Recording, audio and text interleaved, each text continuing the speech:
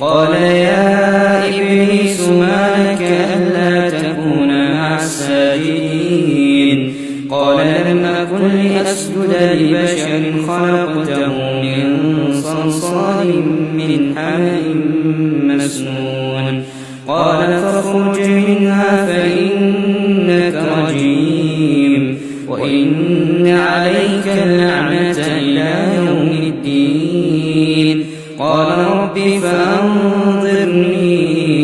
إلى يوم يبعثون قال فإنك من المنظرين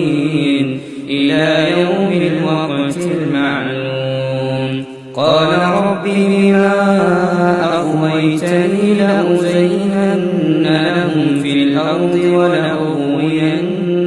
أجمعين إلا عبادك منهم